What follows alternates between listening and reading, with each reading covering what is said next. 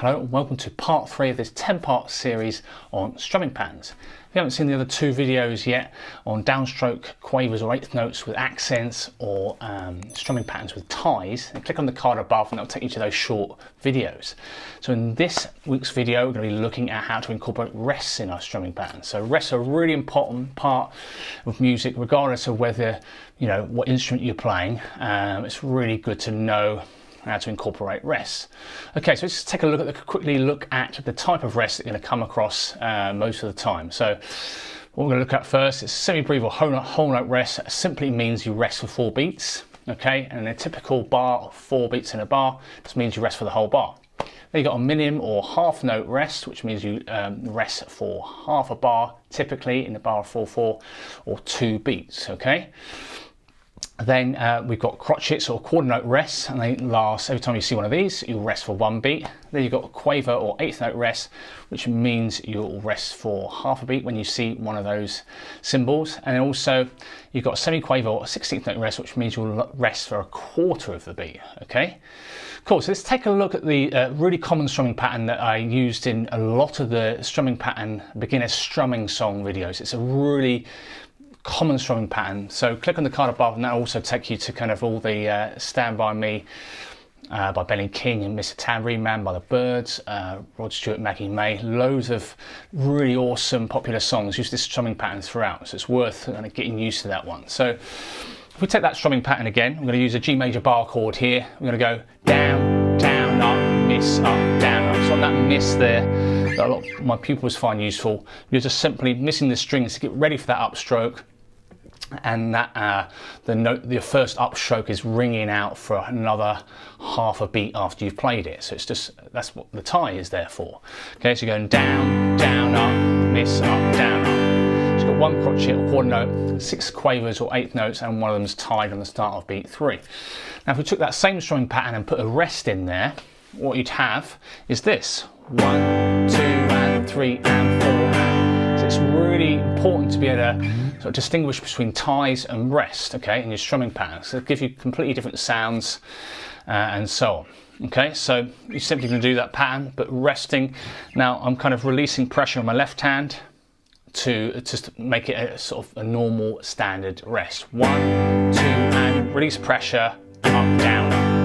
Okay, some people also like to use it, or combine the two and just rest the palm of the hand on the strings. Okay, and you often mix those kind of 2 techniques up. So that's strumming pattern 1. So what I'm going to do now, so I teach the kind of RGT rock grades in the UK, but again applicable to a lot of other grade syllabuses when you're starting out on bar chords. Okay, but you can use this with all your open chords. If you're not comfortable with bar chords, just do it with the chord progression of your own. So this is going to play this sort of grade 3 style chord progression using this strumming pattern, classic strumming pattern 3, but with rests instead of ties. Okay, so you got G, E minor, B minor, C, G major, A minor, D. So do that one more time. So G major again. We're not letting the notes ring out on that beat 3 like we did in the last video. So it creates a slightly different sound. It just gets you used to putting some of these rests in your strumming patterns. So now what we're going to do is we're going to play the strumming pattern that we did in lesson 2 with 2 ties. Okay, so you're just going to increase the complexity just slightly. So here we had a tie, we had 8 quavers or 8 notes in a bar, and then we had ties on start of beat 2 and beat 3. So it sounded like this: 1 and 2 and 3 and 4 and. So just slightly more varied here. Sounds really nice. 1 and 2 and 3 and 4 and. Or down, up, miss, up, down, up. Now instead of those ties there, if we put 2 rests, it will sound like this. Okay, so down, up, down, up. Okay, so it's slightly different. And eventually we'll do stuff like putting dead notes in or mutes. Okay, so which also sounds really cool. So look out for that video when that comes out soon. Cool, so what I'm going to do now is I'm going to do a kind of grade 4 style progression. Again, you can do it with any set of chords. It's just something that will help my kind of pupils. So we're going to do, this is going to be in the key of C sharp minor. We're going to do that kind of nice strumming pattern. Instead of with 2 ties, we'll do it with 2 quaver 8th note rests. Again, don't forget you can practice lots of other patterns with the different types of rests. So we haven't done it yet with minims or crotchets or semi-breves. I just wanted to go through a few more sort of challenging ones, okay? Okay, so this is the C sharp minor progression, grade 4 kind of style progression with 2 rests in it, okay? 1, 2, and 3, and 4, and so C sharp minor there, G sharp minor, A major, B major, that was back to C sharp minor there, then E major,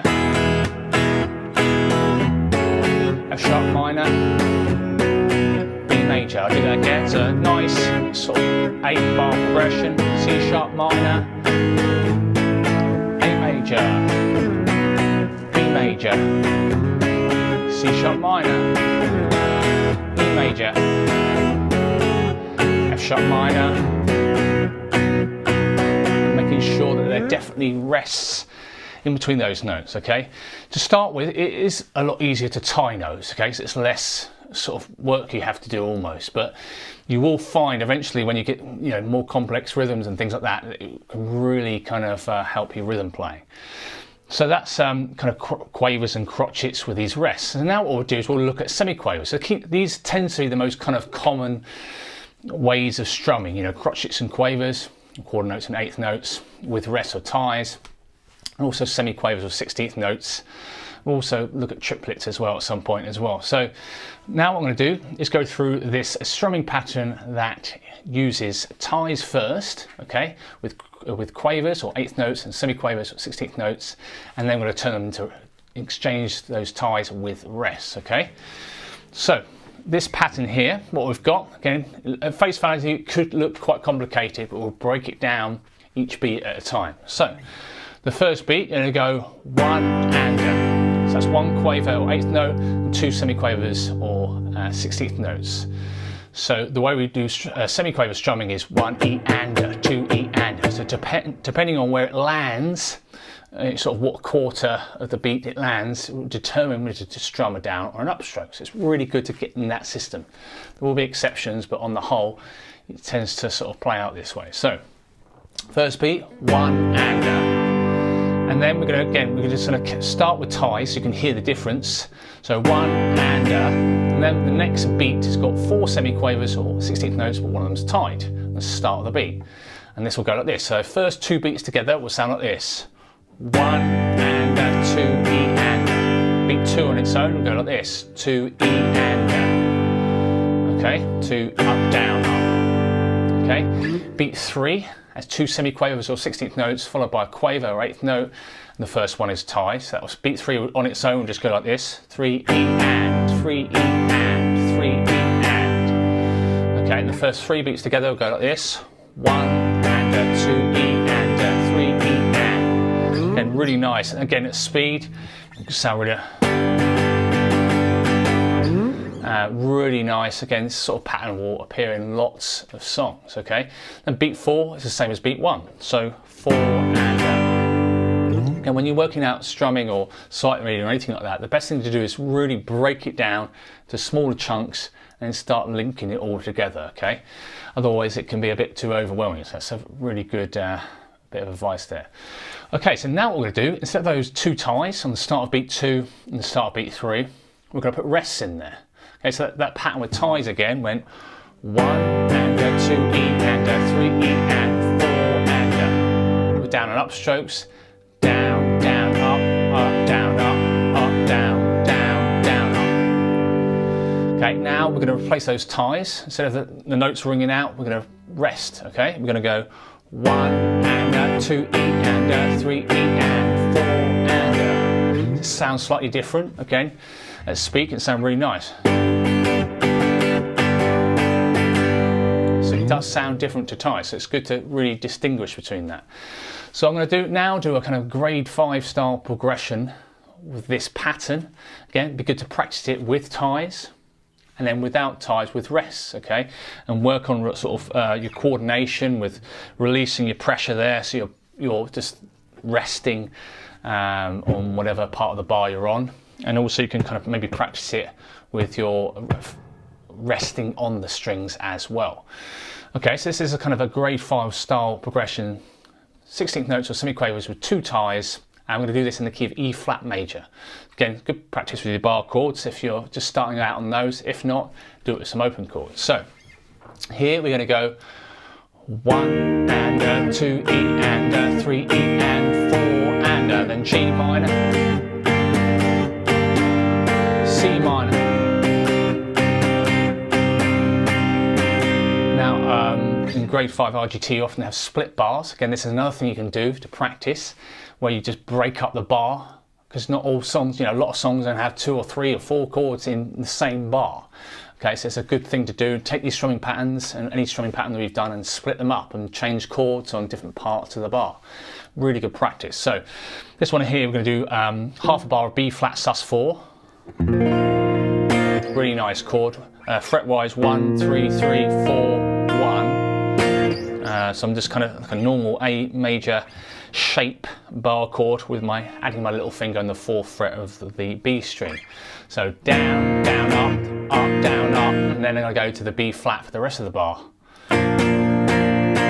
So down, down, up, down, up, down, down, down, up. And then back to E flat. B flat.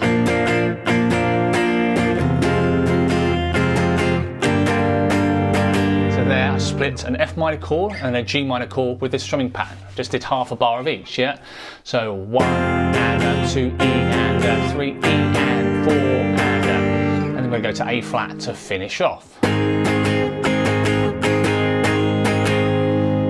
Okay, so let's do that pattern again. Again, you can get some really nice sounding stuff. You can mix it up as much as you want, change the quavers as to where they are.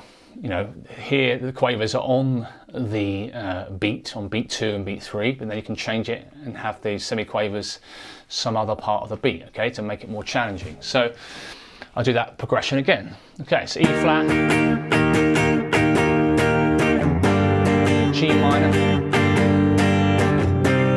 C minor, B flat sus4, B flat, E flat,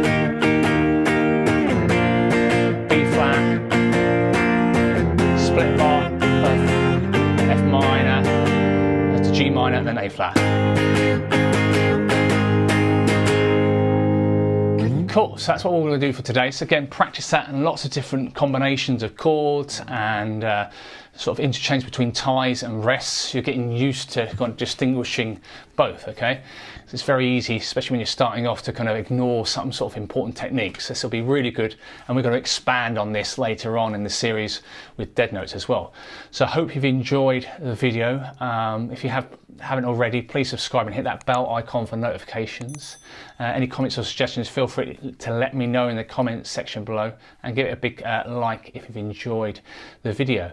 If you'd like to get hold of any of the tabs that you see on the screen, there's a great program called Guitar Pro that I use to transcribe all this material, and they'll be available soon on the website that I'm just updating at the moment. It's going to have a really brand spanking new website, Jsmusicschool.co.uk. So you'll be able to get Guitar Pro files, versions of these, all the tabs that you see on the screen there, so you'll be able to play back the song, slow it down, loop sections. Really great practicing tool, really good, especially if you're struggling with the sight reading aspect. You can kind of play it back and hear it, so just to reinforce your knowledge. Also, if you don't fancy Guitar Pro, you can get it in PDF format as well, so that'll be available soon.